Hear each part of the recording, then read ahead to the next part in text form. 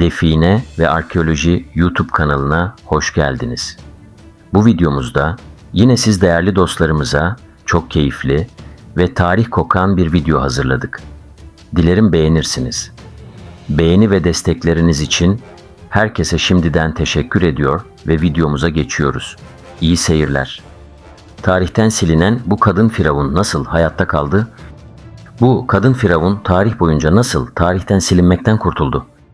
Hatşepsut Mısır'ı önce ortak naip, ardından firavun olarak toplam 21 yıl boyunca yönetti. O Mısır tarihinde iktidarı bu kadar uzun süre elinde tutabilen az sayıdaki kadından biriydi. Mısır'ın zenginliklerle dolu olduğu eski Mısır'ın altın çağlarından birinde hüküm sürdü.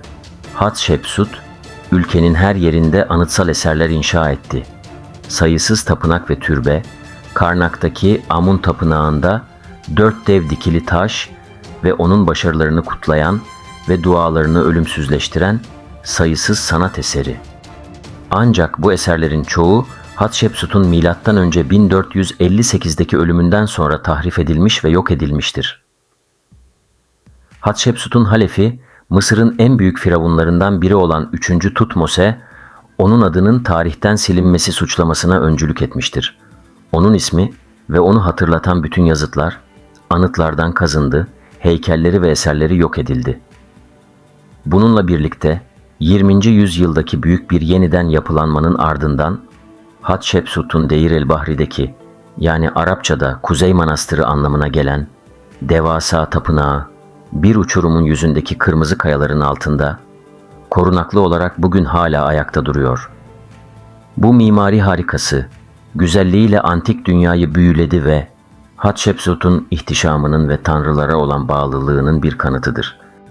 Hatşepsut, M.Ö. 1507 civarında 1. Tutmose ve onun büyük kraliyet eşi Kraliçe Ahmose'un çocuğu olarak dünyaya geldi. Hatşepsut, üvey kardeşi ve tahtın varisi 2. Tutmose ile evlenerek onun büyük kraliyet karısı olacaktı. 2. Tutmose genç yaşta öldü ve arkasında 2 yaşındaki ikincil bir eşten doğmuş bir oğlunu varisi olarak bıraktı. Çocuk yönetmek için çok küçüktü. Bu yüzden çocuğun teyzesi ve üvey annesi Hatşepsut onun adına hüküm sürdü. Hatşepsut rolünü yavaş yavaş kraliçe naibinden tam bir firavuna dönüştürdü. 3. Tutmose büyüdüğünde onun ikinci komutanı oldu, ancak M.Ö. 1458 civarındaki ölümüne kadar firavun olarak doğrudan hüküm sürmeyecekti. Onun saltanatı görkemli ve kendi zaferleriyle dolu olacaktı. Ancak o hüküm sürerken sistematik bir kampanya Firavun Hatşepsut'u tarihten silmeye çalıştı. 1000 yıl sonra arkeologlar Hatşepsut'un tarihteki yerini yeniden sağlamak için parçaları bir araya getireceklerdi. Yeni krallık döneminde Hatşepsut, Nil'in batı yakasında Tebes şehrinin, yani günümüzün Luxor'u karşısında milyonlarca yıllık tapınaklar olarak adlandırılan tapınakları inşa eden ilk firavunlardan biriydi. 500 yıl önce Orta Krallık döneminde Firavun II. Mentuhotep burada ilk Morg tapınağını inşa etmişti. Belki de Mentuhotep'ten ilham alan Hatşepsut, devasa kompleksini şu anda Deir el-Bahri olarak bilinen bir uçurumun eteğine kurdu. Kutsal yer, Tebes'te ölülerin koruyucusu ve önemli bir cenaze tanrısı olan Tanrıça Hathor'a adanmıştı. Bu tapınaklarda firavunlar öldükten sonra tapınılırdı. Bu arada mumyaları başka bir yerde Krallar Vadisi'ndeki özel yeraltı odalarına gömülmüştü. Kraliyet cenazeleri için kullanılmasının yanı sıra milyonlarca yıllık tapınaklar diğer ritüellerin de odak noktasıydı. Bazıları kraliyetle, diğerleri ise Teban tanrısı Amun ve güneş tanrısı Re gibi tanrılarla ilgiliydi. Tüm Morg tapınakları arasında Hatşepsut'unki, Teban kompleksinin ana kült yapısı olacaktı. İnşaat yaklaşık tam 15 yıl sürdü ve Firavun'un gözdesi ve üst düzey yetkilisi Senenmut'un gözetiminde gerçekleştirildi. Heybetli bina, yakındaki Mentuhotep tapınağı gibi rampaları ve avluları içeriyordu, ancak Senenmut eşsiz bir ihtişama sahip bir bina yaratmak için bir dizi yenilik getirdi. Ceser, yani Ceseri olarak bilinmeye başlandı.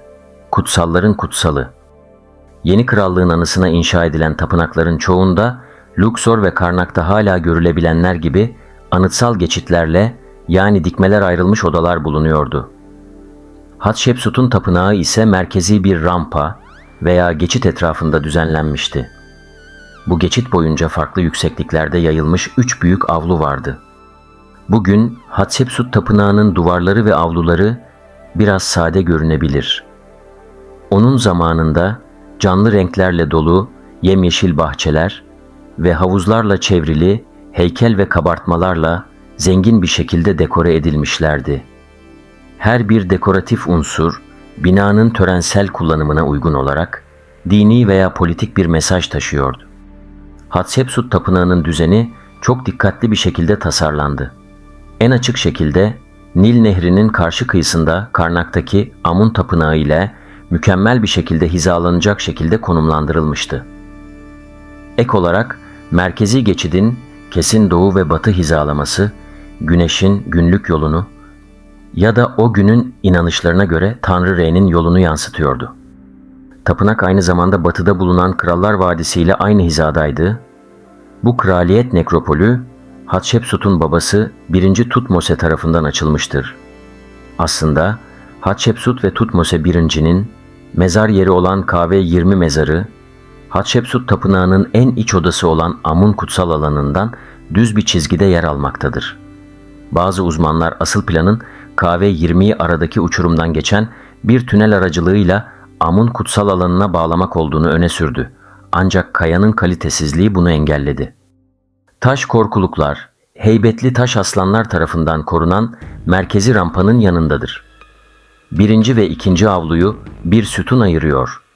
Hatshepsut'un dindarlığını ve bağlılığını vurgulamak için kabartmalar, Karnak'taki Amun tapınağına giden 2 devasa dikili taşı tasvir ediyor. 2. avlunun çevresinde Hatshepsut'un Afrika boynuzunda bulunduğuna inanılan Punt ülkesine gönderdiği bir ticaret gezisini gösteren ünlü kabartmalar bulunmaktadır. Bu keşif gezisinden mür ağaçları getirilerek tapınak kompleksine dikildi. Reçineleri daha sonra tapınak ritüellerinde kullanılacaktı. Deir el Bahri'deki tapınağın 2. avlusunun revakına muhteşem kabartmalar oyulmuştur. Bazıları Hatshepsut'un saltanatının 8. ve 9. yıllarında Punt ülkesine yaptığı seferi tasvir ediyor. Kabartmalar muhtemelen Afrika boynuzunda veya Arap Yarımadası'nın güneyinde yer alan bu esrarengiz toprakların arazisine, faunasına, bitki örtüsüne ve sakinlerine bir bakış sağlıyor. Keşif Kızıldeniz kıyıları boyunca yelken açarak Punt'a ulaştı. Mısırlılar gemilerine fil dişi, tarçın, tütsü, kozmetik ve hayvan derilerinden oluşan bir kargo yüklediler. Ayrıca Hatshepsut'un tapınak kompleksine dikilen mür ağaçlarını da evlerine götürdüler. Portikodaki rölyef bu mür ağaçlarını öne çıkarıyor ve Hatshepsut'un Punt'tan gelen kargoyu Tanrı Amun'a adak olarak sunduğunu gösteriyor. Diğer kabartmalar geleneğe göre Ienetutmos'un karısı Ahmose'ye yaptığı ziyaret sırasında Tanrı Amun-Re'nin doğurduğu Hatshepsut'un ilahi doğumunu temsil ediyor. Onun ilahi kökeni Hatshepsut'un hükümdarlığını meşrulaştırmada önemli bir araçtı. Mısır. 2. avluda ayrıca 2 kutsal alan bulunmaktadır. Biri Hathor'a, diğeri ise cenaze tanrısı Anubis'e adanmıştır. 3. avlunun girişinin yanında 24 devasa Osirit, öteki yaşam tanrısı Osiris rolündeki Firavun Hatshepsut'un heykelleri vardı. Takma sakal ve yukarı ve aşağı Mısır'ın çifte tacını takıyor ve kraliyet sembollerini taşıyor. Bu en üst avluda kraliyet kültüne, güneş tanrısı Re, Horaktü'ye ve Anubis'e adanmış kutsal alanlar vardı. Bu son avlunun orta kısmında Amun, Re'ye adanmış bir kutsal alan olan tapınağın en içteki odaları bulunuyordu. İçeride Hatshepsut ve Tanrı Amun'un sahneleriyle süslenmiş 3 bitişik oda vardı. Amun, Re, kutsal alanı Tebes'te her yıl kutlanan bir törenin ana mekanıydı, Güzel Vadi Festivali. Kutlamanın tarihi Orta Krallığa kadar uzanıyor ve Hatshepsut'un zamanında yeni boyutlara ulaştı. Hatshepsut tapınağının üst avlusu boyunca uzanan oldukça bozulmuş kabartmalar şenlikleri tasvir ediyor. Yaz başlarında, hasat mevsiminin Şemu 2. ayında Firavun, Amun'un resmini taşıyan bir alayı yönetir ve ardından soylulardan, rahiplerden, dansçılardan ve askerlerden oluşan bir mayyet gelirdi. Karnak tapınağından başlayıp Nil'i geçip Morg tapınaklarını ziyaret edeseklerdi. Ölümünden sonra Hatshepsut 3. Tutmose tarafından kasıtlı olarak unutulmaya mahkum edildi. Tapınağındaki tasvirler de dahil olmak üzere tüm heykellerinin, anıtlarının ve temsillerinin yıkılmasını emretti. Ancak bina Nil'in batı yakasında kaldı. Her yıl hala Teb Nekropolü'nün en göz kamaştırıcı festivaline ev sahipliği yapıyor, 1000 yıl boyunca güçlü bir şekilde ayakta duruyor ve onu inşa eden Firavun'un kalıcı bir kanıtı. Bu tarz videoların devamının gelmesini istiyorsanız, videoyu beğenip yorumlardan düşünce ve görüşlerinizi bizler ile paylaşmanızı rica ediyoruz. Bir sonraki videolarımızda görüşmek üzere, hoşça kalın.